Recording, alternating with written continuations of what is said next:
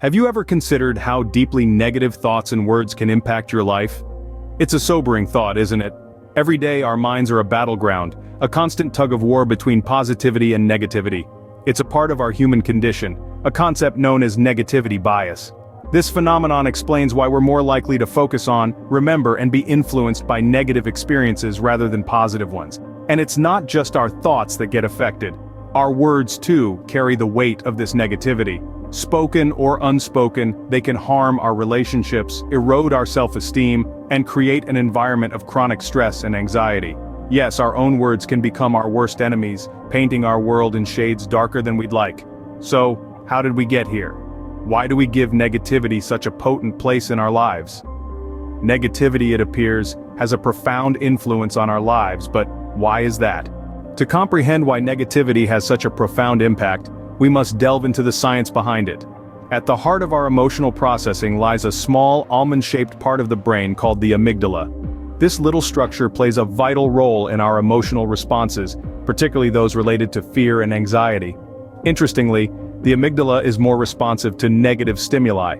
It's like an alarm system that triggers when it perceives a threat, even if that threat is just a negative thought.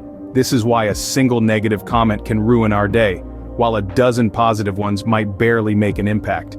Negative thoughts don't just affect our mood, they can also trigger the body's stress response. This is the same fight or flight reaction our ancestors would have experienced when faced with a saber-toothed tiger. The heart rate quickens, breathing becomes shallow, muscles tense up. These physiological changes can leave us feeling stressed, anxious, and on edge.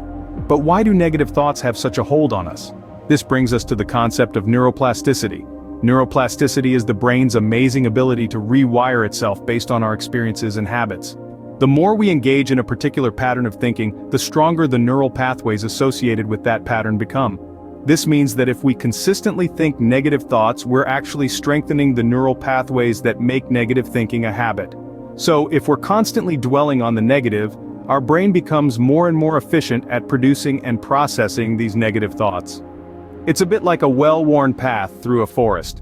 The more it's used, the clearer and more established it becomes. It's clear that our brains are wired to respond strongly to negativity, but that does not mean we are powerless against it.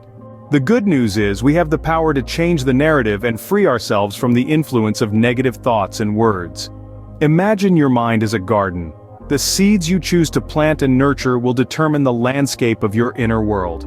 If you sow seeds of negativity, you'll reap a garden overgrown with fear, self-doubt, and pessimism. But if you choose to plant seeds of positivity, you'll cultivate a mind filled with joy, self-confidence, and optimism. So how do we go about planting these seeds of positivity? Well, there are several effective techniques we can explore, such as mindfulness, positive affirmations, and cognitive behavioral therapy.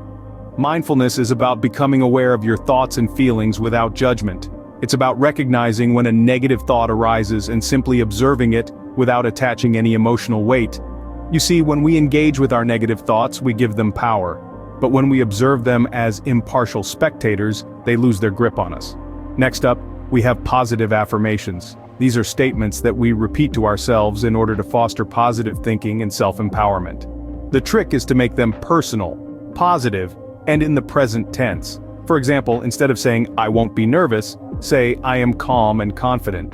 The more you repeat these affirmations, the more they'll sink into your subconscious and help reshape your thought patterns. Finally, there's cognitive behavioral therapy, or CBT. This is a type of psychotherapy that helps you understand how your thoughts, feelings, and behaviors interact.